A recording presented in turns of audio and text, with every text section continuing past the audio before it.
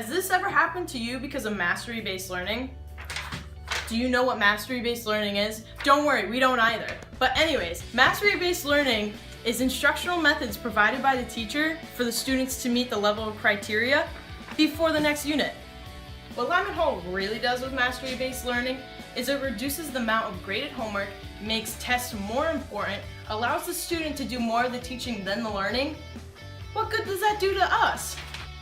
Homework used to be out of 25, even 30 points, and would actually be graded based on if you did it or not, and if the answers were right or not. Now we just get a lousy 5 out of 5 for a completion grade. How is that supposed to help my overall grade at all if all we're being tested on is our tests? How are we supposed to be tested on our knowledge when all we're doing is getting graded on completion grades for our homework? How am I supposed to know if I did it right or I did it wrong? And then when I don't know if I do it right or did it wrong, I get a 75 out of 150 on my actual test. And overall, maybe I'm just not a good test taker. And this is why this system is lousy. And the worst part of all, the worst part, is when a teacher does not put grades in until the very last minute. I can guarantee you I have at least 6 grades missing from the beginning of the marking period. How is that supposed to help me if I don't know how well I did on a test, how well I did on a homework assignment, how well I did on a classwork assignment? I have no idea. And now we're already swarmed with so much work, but teachers continuously to hound us with more work. It doesn't make sense to add more work onto something that they haven't even graded yet, because that doesn't give us a chance to finish what we were assigned. Mastery-based learning isn't achieving its goal because even teachers think it's a joke. And even when I get a 75 out of 150 on a test, they'll still give me a 4 out of 4 on interactions, engagements, and preparation. So what purpose does that use for me? So mastery-based learning is supposed to have it so that you have more interaction, you're more prepared, and you're more engaged in the classroom.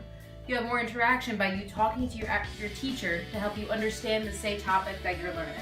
You're more prepared because you're supposed to be ready for class and ready to learn. And you're supposed to be more engaged through student-centered learning. By doing that, you're actually teaching the class sometimes, and also you're supposed to talk to your teacher and ask questions. So with interaction, there's supposed to be more grading outside of just A, B, C, and D. There's with the how grades. The how grades are supposed to do your habits of work. So your, like saying preparation, interaction, and engagement. These are supposed to go towards your, say, grade book, but they don't go towards the actual grade that you receive for the end of the marking period.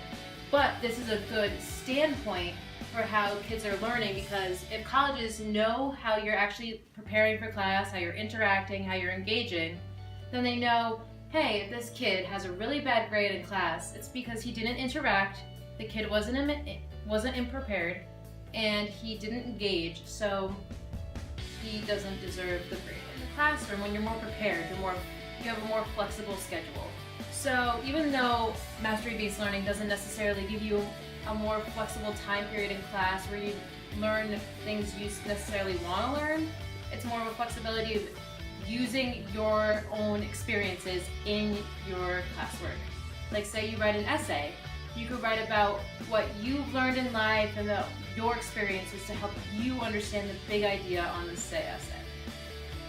So students are supposed to learn at their own pace, and by learning at their own pace, they have to be able to see their grades so they know what pace they should be going at. If they're doing bad, they should be asking teachers, going out and understanding it. If they're understanding it well by getting good grades, then they don't necessarily have to go to a teacher.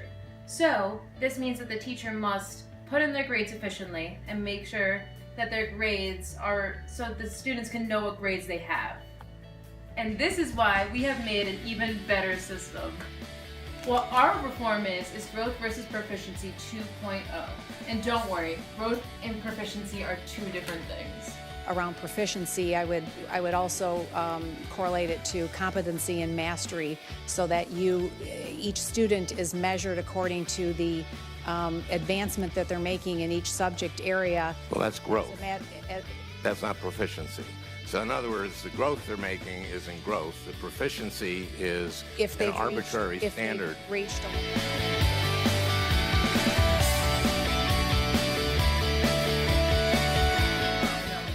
The main purpose of of our reform is so that teachers don't assign us another homework assignment and or a test to prepare for it if they haven't finished grading our previous assignment. So also, our reform will make sure that we have honest How grades. So we'll honestly know what we have for engagement, interaction, and preparation for the class. So this will allow us to prepare better and also know how we can improve. Alright.